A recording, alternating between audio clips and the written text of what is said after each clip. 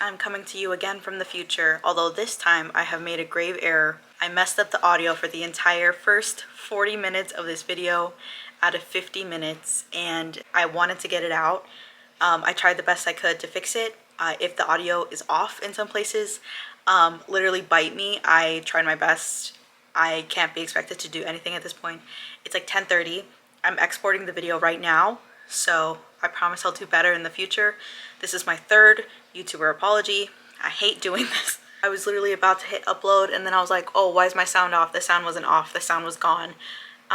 Anyway, please enjoy, please watch. I promise I had really good commentary that I just couldn't keep because I didn't have the audio. I promise I'll have more thoughtful, intelligent things to say about books in the future, but I didn't want to just like give up, because if I didn't post this video I was gonna give up on my whole career. So I'm like, I just have to post it. It's fine, it'll be fine. We move on. I had so much hope for this video. I had so many funny edits. We have a slay counter, so watch out for that. I also don't have an intro, so this will also be my intro. Hello, please enjoy my past self. That's it. So here is my cup of tea that I made. This is lavender green tea bliss. There are some tea leaves in it. I couldn't get them all out, but you know what? Inject that straight into me, so let's try it.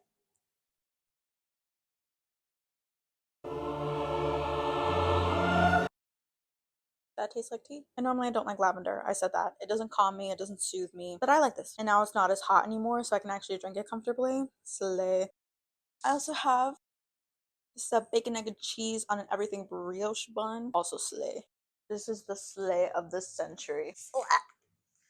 Dislocating my arm here. Today is Sunday. It's negative 10 degrees outside. So we're about halfway into the month of January. I've already finished 3 of my books on this bookshelf, which is more progress that I've gotten since putting up this bookshelf like 2 years ago. The second book that I read after my first one was one that I bought a long time ago. This book came out in 2020. I think I bought it the same year because I saw a TikTok of someone saying like, if you want a pretty bookshelf, put this book on your bookshelf. It's super pretty.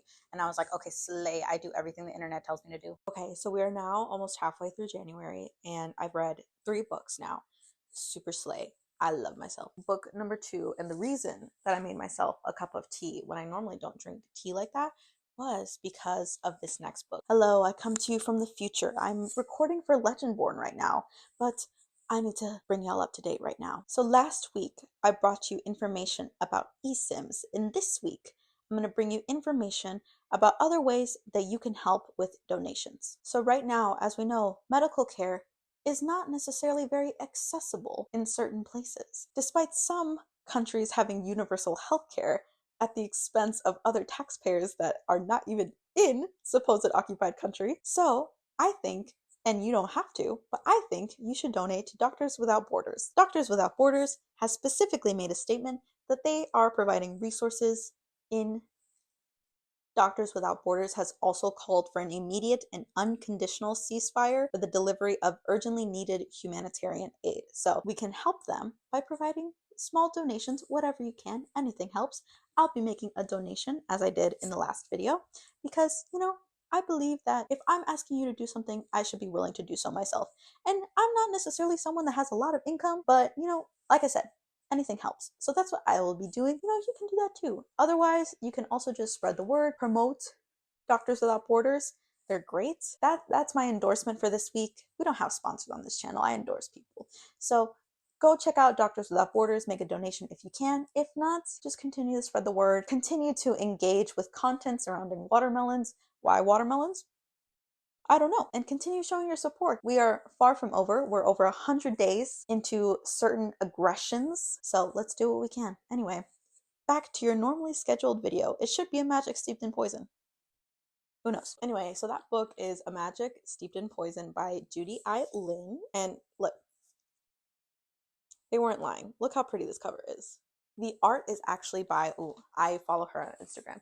She's made like a few covers. I think she recently came out with a collection of covers for the Percy Jackson and the Olympian series. Anyway, this is her profile. I don't know if you can see that. Sija Hong Arts. So A Magic Steeped in Poison by Judy I. Lin. This is a duology, which I have not read that many duologies. Usually it's like 3 books or more. So when I got into this, I was very excited. Before I get into it, I'm going to preface that I do not speak Chinese. I'm not familiar with a lot of the pronunciations, a lot of the dialects and nuances that go with speaking Chinese, but they include, hold on, let me show you. The author includes, which I really appreciate when like fantasy or just like in general, authors include like a little pronunciation guide slash glossary. Let me not show the last page because it's spoilers. So our main character in A Magic Steeped in Poison is Ning,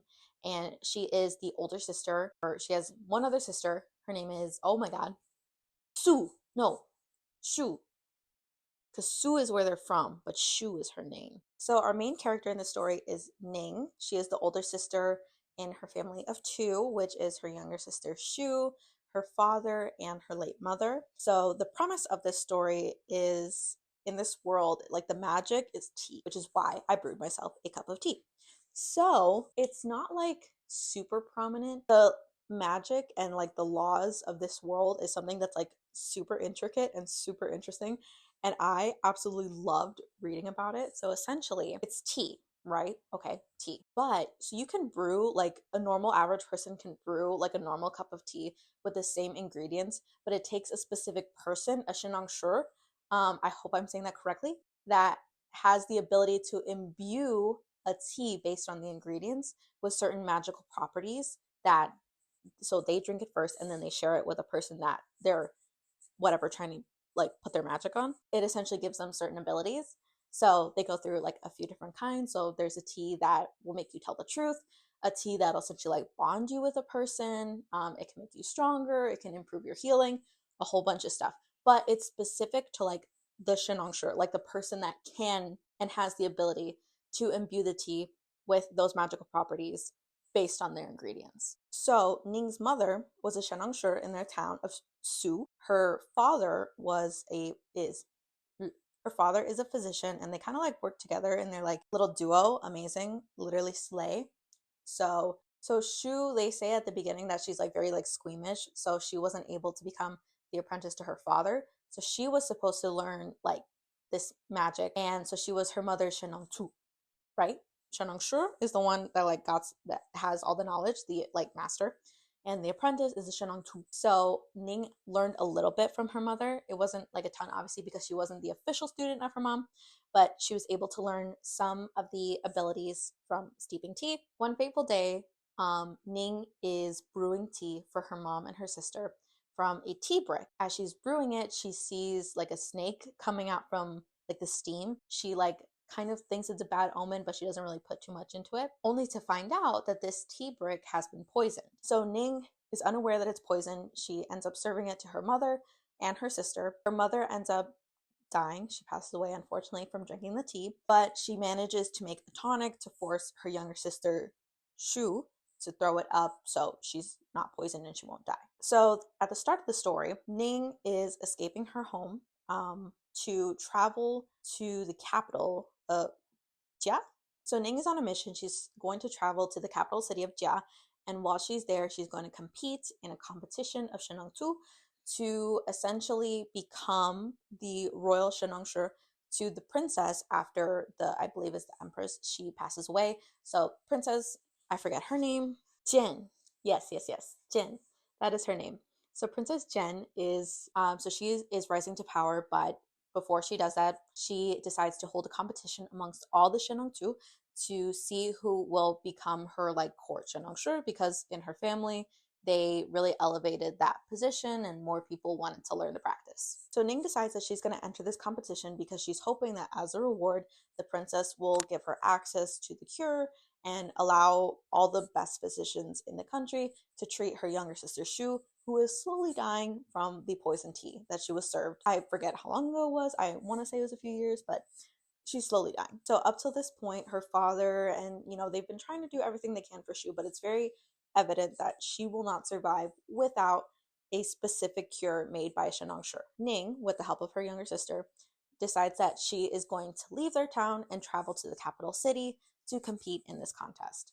I'm like a little scattered. I probably should have taken better notes. I took better notes for the next book, so I apologize in advance. So what I really liked about it, I feel that the competition itself was very fleshed out. Every stage was very entertaining to like read and kind of like imagine.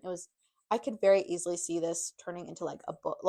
I could very easily see this turn into like a movie or a TV show. It was literally amazing. So the first challenge amongst the Shenantu is that they're supposed to make a tea that'll accompany a dish from their province, right? Cool. So they're each given a certain amount of money. They go into town. Ning is accompanied by a friend that she made while she traveled to Jia. Well, someone that she rather met while she was there. And they end up getting separated. So she's like in this marketplace and she's like, whoa, where am I? Literally not slave. So while she's in the marketplace, she sees this boy kind of like rush forward and take this piece of fruit that had fallen on the ground. And the vendor ends up like kind of grabbing him and tries to get him arrested. And Ning sees this and she's like, whoa, he's like a little kid. We're kind of overreacting, aren't we? So she rushes forward and she's like, hey, this is my little brother. I'm very sorry. They essentially make a scene and she's like, okay, fine, like we'll pay for it. So she like offers to pay for it. But then like the other onlookers are like, yeah, he's just a kid, like relax. So they're like throwing essentially pennies at this dude and he like runs to the ground to pick him up. And so she gives him some money and she's like, don't do this again. And he's like, okay. So while she's doing this, she has unknowingly caught the attention of a mysterious young man. Slay. Ning ends up running into this man who, I say man, but they're like kids. So she ends up running into this boy from the market who notices what she did and kind of like praises her and is like, that's not something that really happens. You must not be from Jia. And she's like, well, yeah, I'm here for a competition, so get lost, I'm busy. And he ends up helping her by helping her find a tea house so she can get all the ingredients that she needs. Kind of like whisks her way on like a little mini adventure as they go through the marketplace. He says his name is it's spelled B-O, so like my brain was like Bo, but it's Bois. She knows like that's not his real name, that he's probably lying to her, but she's like, okay, whatever, I have my own secrets.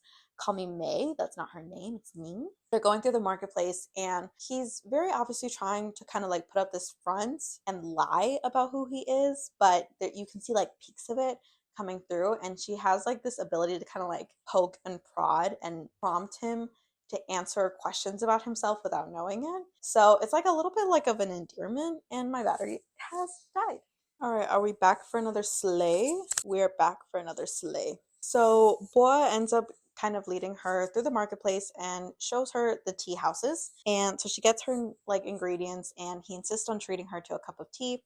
It's very evident to her that he's not just some like regular person, right? Like he has like some ideas of the luxuries, and specifically while they're in this tea house, he buys her like a cup of tea that's like so very expensive. It's called Golden Key. So she brews the cup of Golden Key for him, unknowingly imbuing it with some magical abilities that allows him to see into kind of like her deep dark secrets, and she is able to look into his. So kind of like binds them in a way, this like golden key. And Boa is so caught off guard that she was able to do that, that he's like, okay, yep, we're done. Thank you for the tea. And he dips. So they go through the rest of the competition, and what really kind of starts taking a turn. So after she leaves the marketplace, she goes back to the competition. And so all the competitors are asked to brew a cup of tea that's supposed to go with a dish from their province. And by the time it's Ning's turn, she goes forward and she starts kind of like talking through her process. And she specifically quotes a line from like a piece of poetry that she remembers that reminds her of this specific cup of tea that she's brewing. And while she's like reciting this poetry, one of the judges is immediately like, stop talking. What are you doing? Because apparently she unknowingly was reciting poetry from like a very famous rebel. So we get like very like bits and pieces of information leading up to this point about the princess and like this, whatever, the royalty, monarchy, whatever you want to call it, and specifically about the feelings of the citizens towards Princess Jen. So we learned that Princess Jen has actually had over 100 assassination attempts, and she's like survived each one. So there's like, people don't necessarily like her, and we don't really know why. There's like a sense of like, okay, yeah, they're afraid of rebels. Oh shit, I'm punching stuff. So the kingdom is definitely afraid of rebels. They're afraid of people opposing their authority. So when she recites this poem, they're immediately like, no, you're a rebel, like you cannot be in this competition. And she's like, I'm sorry, I had no idea. My bad. So while they're kind of having this, like, whatever, back and forth, they're arguing, someone ends up like busting in because this was like a public event that they were hosting, and someone busts in and tries to assassinate Princess Chen. But heroically, someone jumps from the stands, jumps in front of her, and they end up saving her life from this attempted attacker. And we learn that this hero is none other than Boa from the marketplace. And Boa is not just a random, regular, degular person, as we already assume. He is the son of the banished prince.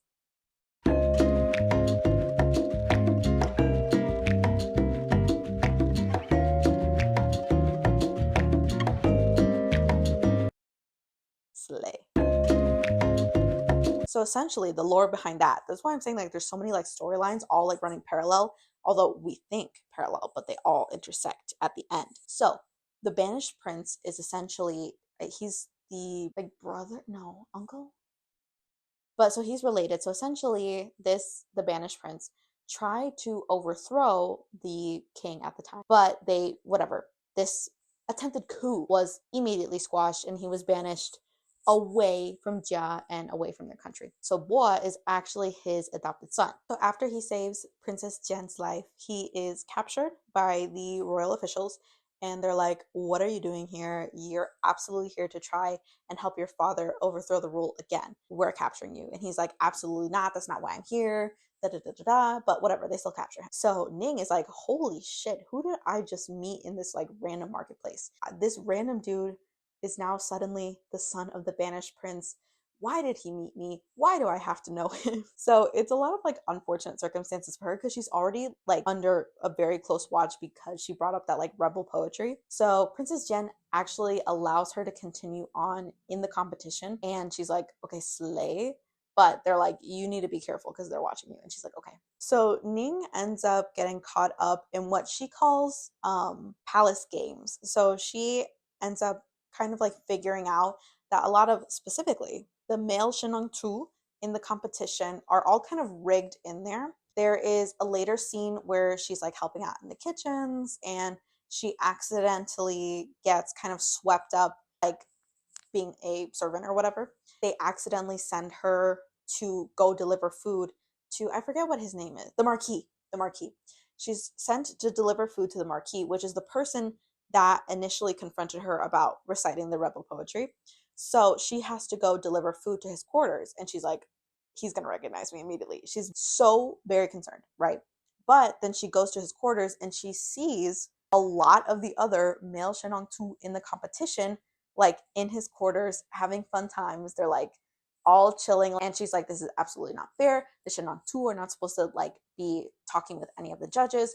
This is unfair treatment. They have an unfair advantage. And she's like so very upset because obviously, so she's very aware of the unfair practices that are being exacted against her as well as her fellow competitors. So she manages to kind of like get out of the Marquis's room alive and unnoticed, but she's very, very upset. So later on, after she leaves the kitchen, the kind of head of the kitchen, I forget what her name is. Oh my God. Steward Young. Steward Young ends up confronting her and she's like, I knew you were in the kitchens. You're not allowed to do that. Ning essentially helps Steward Young because she has like a migraine. So she ends up brewing her a cup of tea that's supposed to kind of help with it. And she discovers that Steward Young's daughter is actually being held in the castle, like in the deep areas of the castle, because they said supposedly that she got sick along with some other people that were working alongside the king because he was one of the victims of the poison tea bricks. So they were, giving him a ton of like medicine and special care. But since they were exposed to him, they were suddenly sick and they were not allowed to leave and no one was allowed to visit them.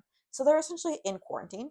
And Steward Young was not able to see her daughter or hear whether or not she was okay. So she had no idea. So she's very stressed out about it. So Ning essentially brews her a cup of tea that's supposed to alleviate some of her headaches and kind of help her like get through that. So Steward Young is like, okay, you're kind of slay. You're kind of nice. Why don't I help you? So she tells Ning and the other competitor that the tea that they're supposed to be brewing for the next round of the competition is silver Silver needle. So silver needle is a specific kind of tea that we later learn is supposed to, like, whoever drinks it is forced to tell the truth. Very rare, and it's like there's specific characteristics of the tea leaves that Ning knows and can recognize. Stuart Young actually is able to get them a little sample of the silver needle so that they can practice brewing it because they will need to brew it for the next round of the competition. She gets a silver needle, but then that same night, she ends up meeting Bois. She's like very restless. She can't sleep. So she like kind of like sneaks out and she's like getting some fresh air. But then she hears Bois. Well, rather, she hears like a sound and she's like, okay, someone is here. It's the shadow. Someone is here for me. So she like jumps on this like lurker and she finds out it's none other than Bois, or who we later learn is Kang. They kind of talk to each other and she's like, were you gonna share this like very crucial information with me about who you actually are? And he was like, yeah, my bad. Sorry, I didn't tell you. They essentially like they're talking with each other and they have like, romantic tension. But she's like, how can I trust you? Like, I have no idea who you are. He's like, okay, well, like, I promise I'm telling the truth. Like, I'm not here to try and get my father back on the throne. Like, I'm just here because my people need help. They're sick. They need money, whatever. Like, they need the help of the government of Jia. So she's like, how am I supposed to trust you? And he's like, I promise I'm telling the truth. And she's like, okay, yeah, let's prove it. I'm going to brew you a cup of tea and you better drink that shit. And he's like, okay. Two birds, one stone. She practices how to brew the silver. So she brews him a cup of silver needle and he drinks it and she discerns that he is telling the truth. So she's like, okay, slay. I can concoct this little potion, this tea of silver needle, and I found out that Kang is telling the truth. Okay, slay.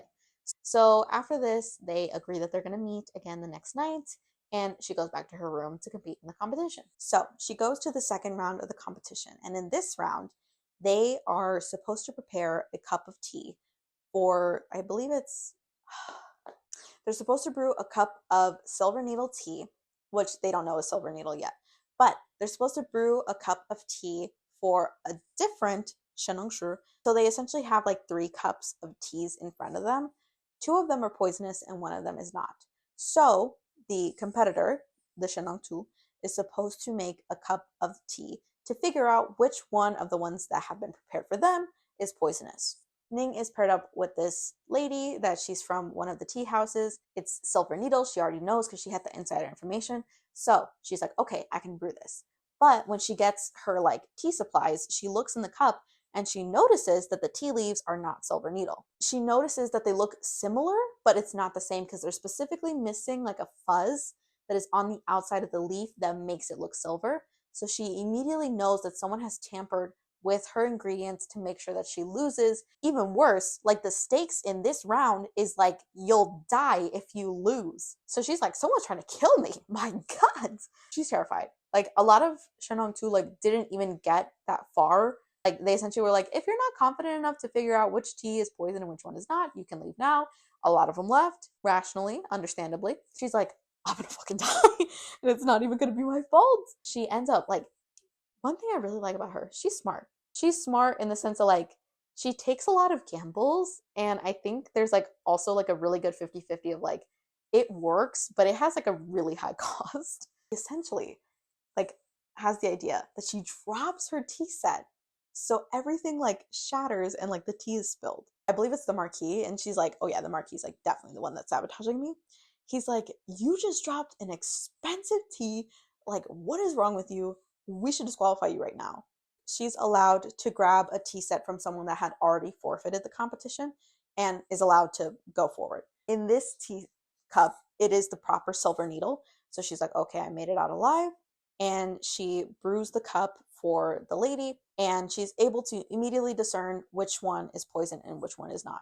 So Ning ends up passing round 2 of the competition. So she's like feeling super nervous at this point, right? Because not only is she in cahoots with someone that is essentially being held prisoner, but there's also someone that is actively trying to get her kicked out of the competition, if not killed. Girl is tense, understandably so.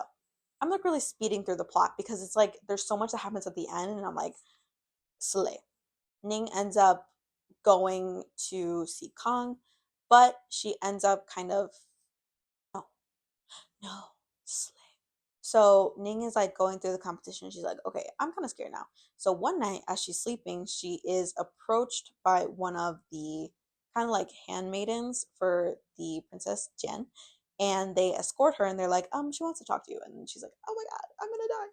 She ends up like going through some secret tunnels to meet Princess Jen in the same garden that she spoke with Kong, right? Right. So Princess Jen essentially confronts her and is like, I know you've been talking to him. I know you've been sneaking out to talk to you, girl. What is your connection with him? Like, what is he here for? And she's like, I have no idea. I promise I'm not doing anything bad. I'm not a rebel. Please don't kick me out of the competition. Oh, and I forgot to mention. So Kong ends up telling her while he's drinking the silver needle that he knows that the king is dead. This is shocking information because up to this point we knew that he was sick because he was victim of the poison tea bricks, but he was alive. So Princess Jen is still like a princess. She's like the figurehead, but her father is essentially still making all the decisions. Kong tells her no, he's actually dead. Princess Jen killed him. So when she tells Princess Jen like, oh, I know, he told me, she's like, interesting. Kong tells you stuff. That's very interesting. I need you to actually spy on Kong for me and like figure out what he's doing here because I don't believe him and I need to figure out the actual truth. And you are gonna like be my spy. And Ning's like, okay, fine. She's not too thrilled about it. I wonder why. But she does it. So Ning goes through the competition and she's still like meeting with Kong, but like they kind of figure out that it'll be harder because he's like under more surveillance. So before the third round of the competition, there's 4 rounds in total. Before the third round, after Ning is in charge of, spying on Kong, it's announced like in the time between competitions, the king has passed away. This book is like so very action packed. I'm in a whirlwind. I'm like, I can't 100% remember the course of events because there's just so much that happens. But like, in the commotion of finding out that the king has passed away, Ning ends up kind of like sneaking out with Kong to like talk with him. They end up sneaking to like this garden that's kind of far away because the palace has a lot of like underground, like secret tunnels so that they could sneak into society without an entourage. So they sneak into like this little like first they go into like a garden and they talk for a little bit, but then like the people in that garden are like, what are you doing here? So they escape to like a hidden cave, right? Right. And they have a very like cute romantic moment where they're essentially talking and Kong is telling her about like his homeland, where he's from, that he was essentially like banished there with his father. And I forget what it's called, but it's like very outskirts. And specifically, he gives her, well, like this is later. I'm gonna flash forward a little bit. He gives her like a dagger that has a black pearl on it. And black pearl is something that specifically comes from their like it's like an ocean town. And the king, he made it so that the black pearl, which was once like very coveted, very profitable, was worth nothing as like a I hate you. Why did you try to overthrow me? You're poor now. Like that's not very slay of him. So they end up kind of like bonding and they have like a little moment where essentially Ning like falls off of like a cliff, not like a cliff, that's like a bad word for it, like a rock, a tall rock they're sitting on, and she falls into like this little like pond, but she can't swim, which I'm like, whoa, crazy, right? So she can't swim. So Kong ends up going in to save her, and it's like a really romantic moment and they end up like kissing and it's like, whoa, oh my God. And she like suddenly is starting to feel a little bit more guilt because he's really being vulnerable with her and he's like slowly showing her more parts of himself. And she knows in the back of her head that like all these questions that she's asking, like probing questions, is so that she can have information. But she rationalizes it in her mind by saying like, once I figure out his real reason for being here, I can inform the princess because I'm sure it's like a good valid reason. I can tell the princess, she'll get off Kong's back, and then we can be happily ever after. Slay. So round three, they end up. It's like such a like, my God. So she meets with Kong. Like okay, cool. They kiss. Then she goes back to the palace in her little quarters. Right. He gives her the dagger. She finds it. She's like, okay, cool. She ends up going out to see him again, but she's distracted by a shadowy figure that she believes is the shadow. And the shadow is so like I didn't really talk about it, but before she left home, she saw this like shadowed figure and which she believed was the person that was distributing these poison tea bricks. because they had some, right? Right. So she like crushes the tea bricks. She's like, you're mine. I'm gonna get you right now. So as she's leaving her town, she tries to capture the person, fails, whatever. She like kind of forgets about it. But then while she's in the palace, she sees the shadowy figure again. And she's like, oh my God, it's the shadow. So she pursues them and ends up like trying to grab them, which I was a little confused on how this happened. And maybe it was because I was listening to the audiobook and maybe I wasn't paying 100% attention. But so she tries to capture the shadow and she ends up like whatever grabbing them. But they get like shot with an arrow, which I can't remember if it happens during their scuffle or before, but she's hit the shadow is hit with a poison arrow. Ning uncovers the shadow and figures out that it's Princess Jen's bodyguard, Ruyi. Ruyi. Ruyi. Anyway, so she figures out it's her. And she's like, it's you. It was an inside job. You guys poisoned the tea bricks. And Princess Jen is like, no, we didn't. I sent her out for information. It's really not what you think. We need to get her healed. Princess Jen ends up like making a deal with Ning where Ning is like, okay, I'm a physician's daughter.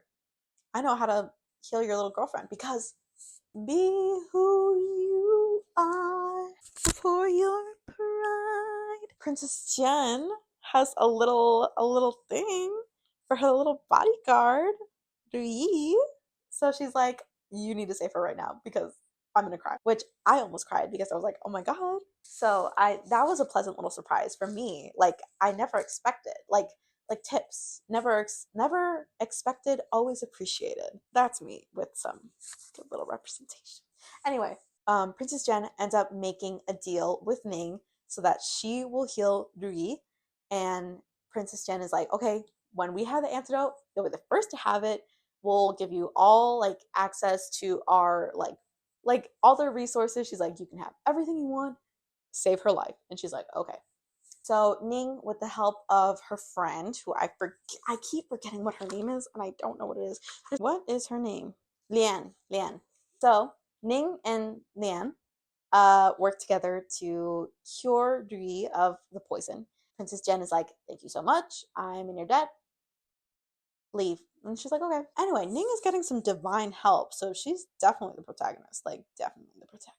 So in stage 3 of the competition, they're back in it, which is so crazy because on one hand, Ning is like running around these secret tunnels at night. And then by day, she's in this competition. So Princess Jen essentially tells her, she gives her this insider information that the reason that she has this competition at all is because she believes that the person that poisoned the tea bricks is a Shenanxue. So she decided that she was going to gather up all the Shenanxue because they're all apprenticed under Shenanxue to try and figure out who poisoned the tea bricks, because her theory is like, okay, it's probably like someone who's like super like powerful and very good at what they do. Whoever is moving further into the competition is probably the person that poisoned the tea bricks, because as we know, whoever wins the competition is going to be on her court. And if the goal is to overthrow her, they're going to want to do it from the inside. So they will want to win the competition. Very like she's on level 9,000 right now in terms of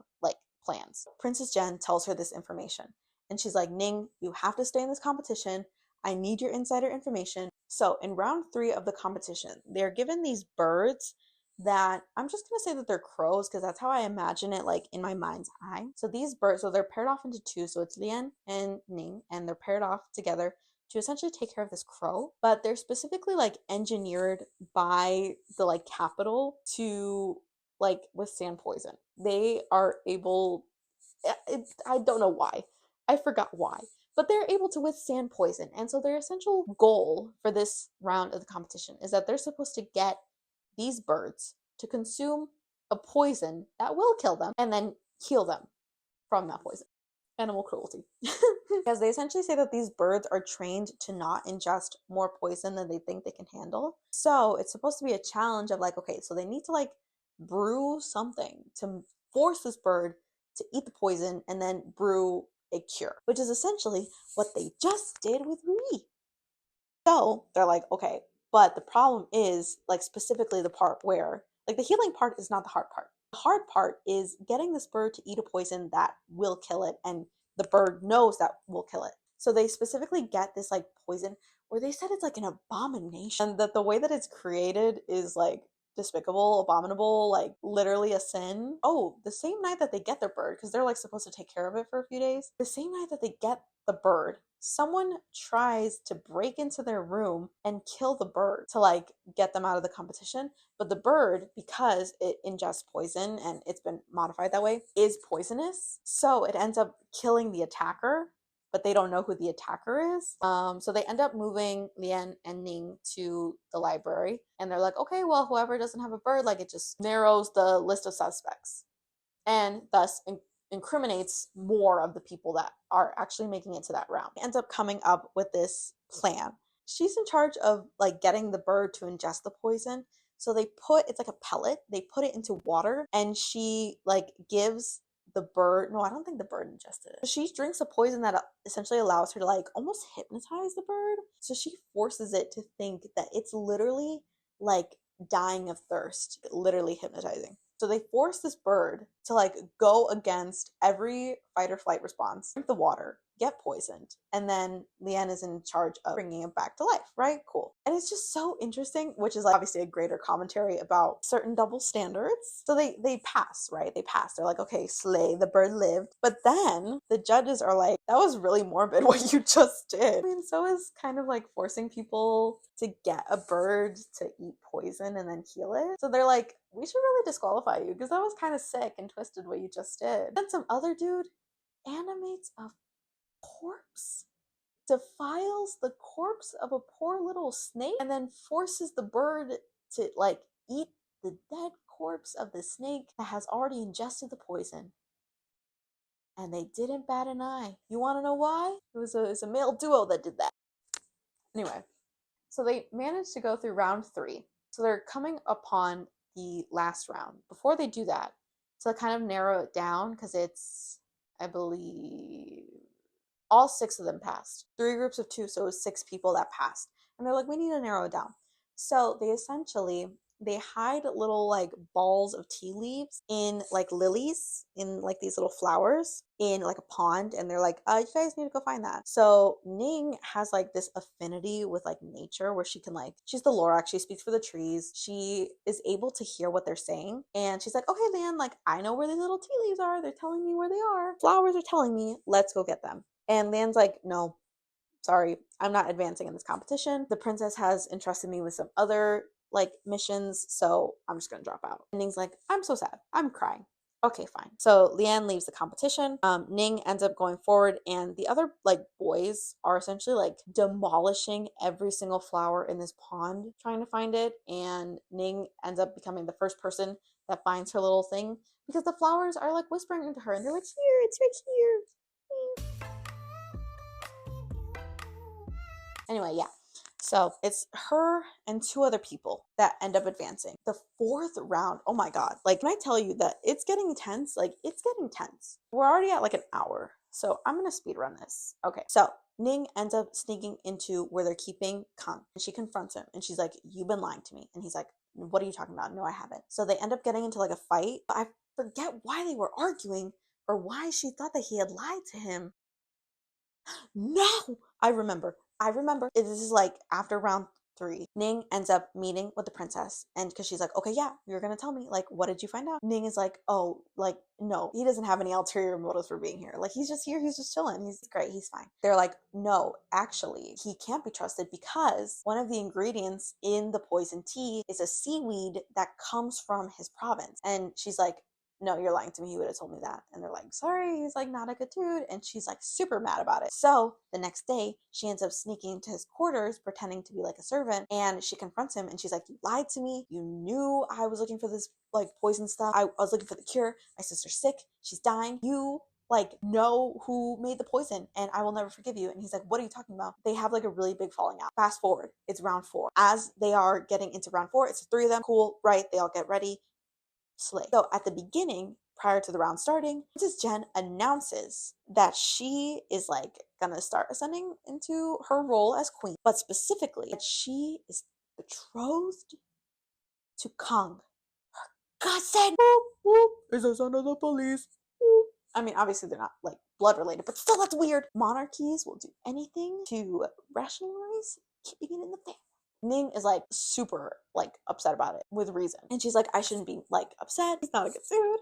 He lied to me. But she's having like a lot of conflicting feelings. Anyway, that's the preface of this. Round 4 is essentially a fist fight between person that they have not announced and 3 warriors, where essentially the Shenantu is supposed to make a potion that will allow them to win the fight. So the person that volunteers to be like the hero is Kong. So for her final round, Ning has to make a potion that will essentially give Kong the ability to win his fight against these seasoned warriors. So before her turn, someone else goes ahead of her and essentially sabotages Kong because he believes that Kong is like not a good person and that he shouldn't be on the throne. So they put him at a disadvantage so that the other person will kill him. He doesn't end up dying. So this other person is like immediately dragged to the dungeons because they're like, you tried to kill the future king. We're going to kill you. And he's like, no. Now it's Ning's turn. And she's like, okay, he's like messed up. Like Kong over there, he's messed up. That potion that the other dude gave him, it's putting me at a disadvantage. And they're like, okay, yeah, fine. So Ning is allowed to examine him and make sure like that he's able to fight. And she's like, he's fine. Okay, cool. She gives him the tea. He drinks it. He ends up winning his fight. She ends up winning. It's supposed to be between her and one other person. But as she goes forward, she's like, okay, yeah, I just need to beat one more person and then I'll be it. I'll be the winner. But then this hater, one of the judges, I forget what his name is, he comes forward and he's like, no girl, sorry, you made it this far, but I'm here to crush your dreams. Essentially exposes that she's not the official Shenong-tu of her mother and that it's actually supposed to be her sister and that she lied to get into the competition and that she should be disqualified. And the princess is like, damn, yeah, that's pretty good evidence. You're disqualified. So the other dude automatically wins. She's devastated. She's like, huh.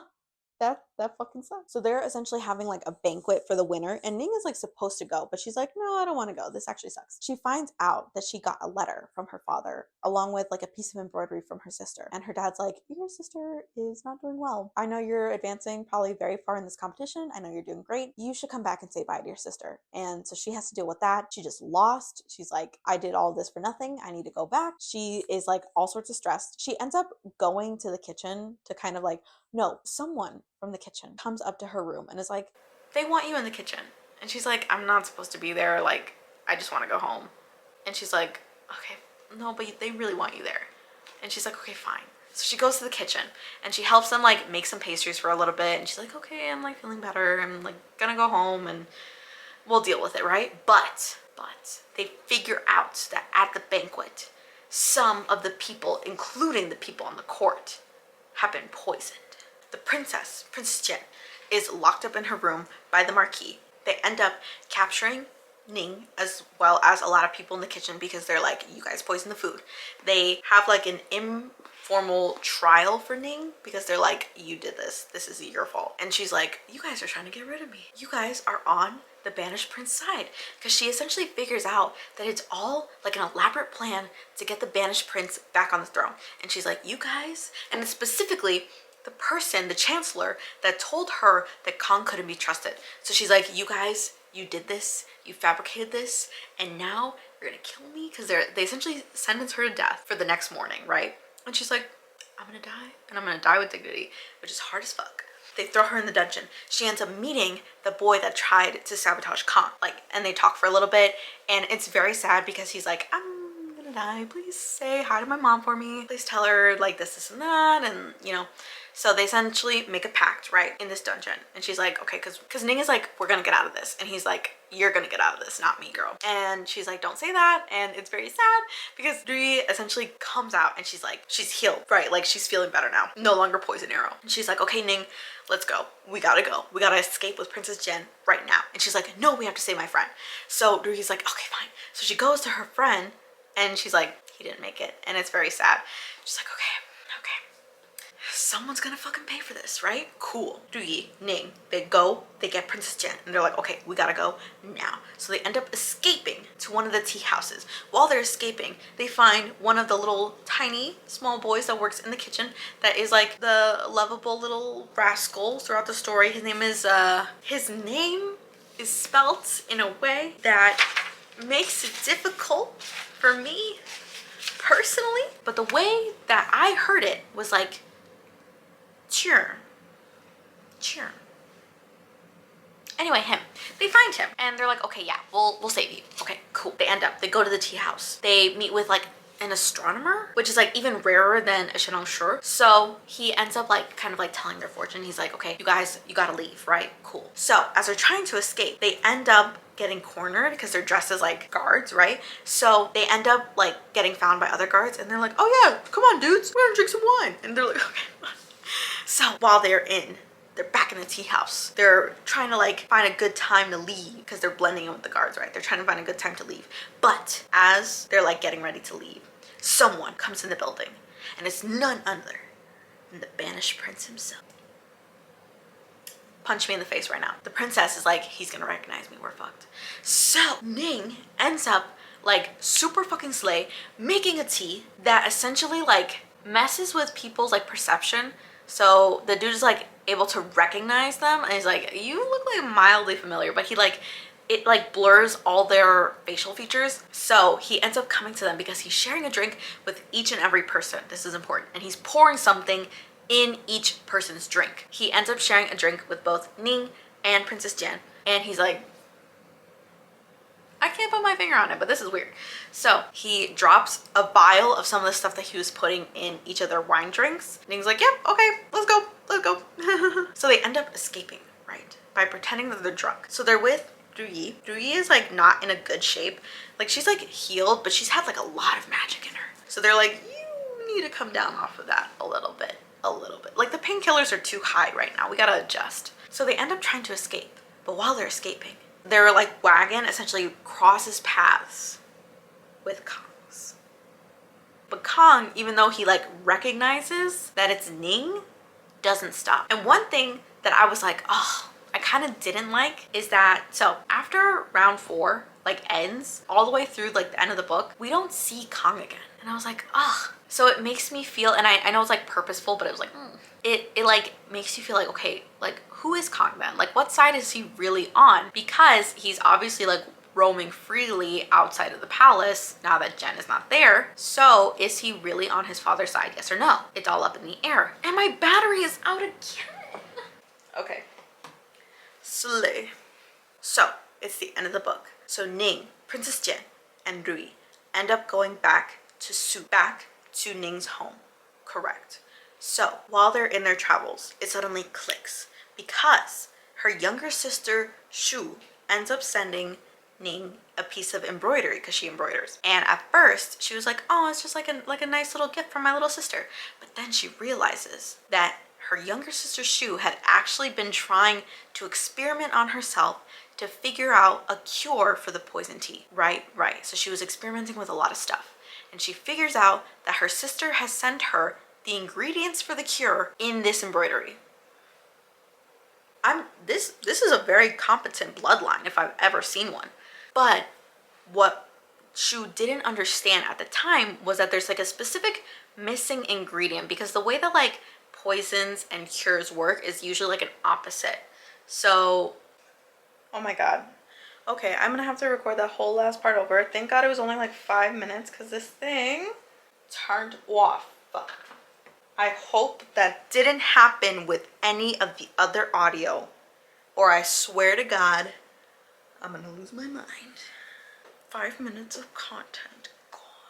Yellow seaweed. And the way that this like essential, are you fucking this microphone, man. That was an ordeal. Take 3. As I've tried to say 3 times now, Shu was missing a key ingredient. Ning knows that the main ingredient in the poison is this yellow seaweed from Kong's province, right? Right.